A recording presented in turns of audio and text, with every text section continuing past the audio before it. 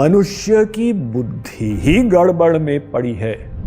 वो गड़बड़ बुद्धि स्वयं चिंतन करते हुए अपने अज्ञान को नहीं मिटा सकती। हम लोगों की अवस्था यदि ऐसी है कि क ख ग घ को मिलाकर थोड़े से शब्दों का वाक्य बोल दिया, तुम गधे हो, बस उतने में टेम्परेचर बढ़ गया, तो फिर अभी हम ज्ञान में स्थित नहीं है। या तो व्यक्ति सर्वज्ञ होगा या अल्पज्ञ होगा। ये कम अकल शब्द सुनने पर आपको क्रोध क्यों आया? और यदि गुस्सा आया तो फिर ज्ञान है कहां?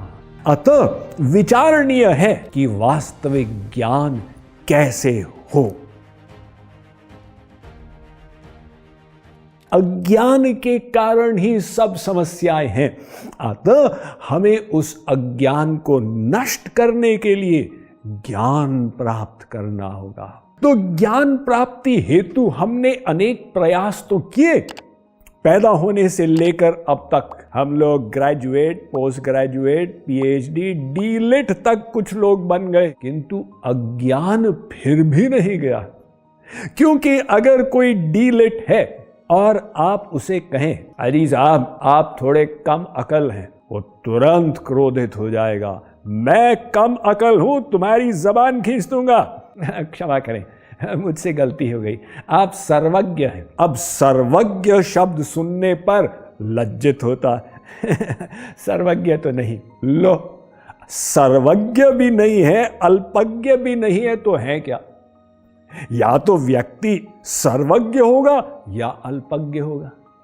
किंतु बताइए, ये कम अकल शब्द सुनने पर आपको क्रोध क्यों आया?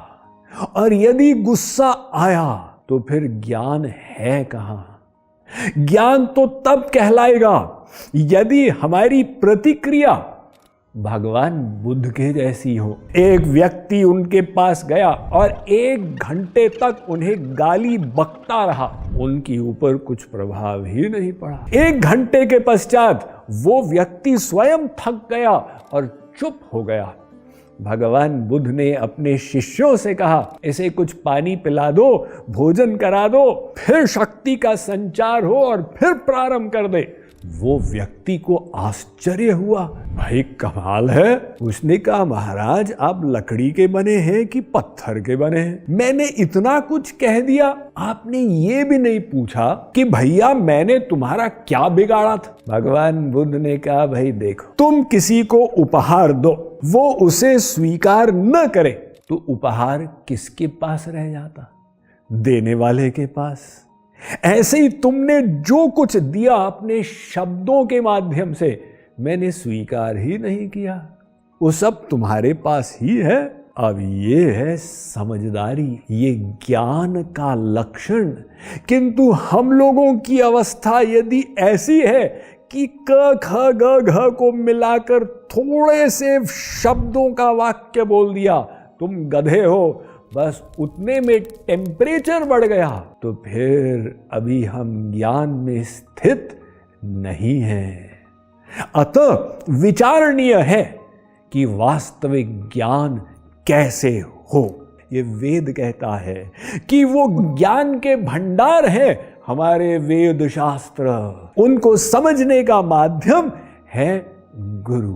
इसीलिए भगवद गीता में श्री कृष्ण ने अर्जुन से कहा, मेरा ज्ञान एक तत्वदर्शी गुरु के माध्यम से होगा। उस गुरु की शरण में जा, सेवा कर और जिज्ञासु भाव से प्रश्न कर। संसार में भी हमने विभिन्न विद्याओं को गुरु के द्वारा ही तो सीखा। ऐसे ही हमें एक वास्तविक गुरु को प्राप्त करना है, उसकी शरण में जाके वेद शास्त्रों के ज्ञान को समझना है और फिर तद अनुकूल साधनाओं को क्रियान्वित करना है। जो समस्याएं आएंगी उनका समाधान भी गुरु करेगा, शंकाओं का निवारण भी गुरु करेगा।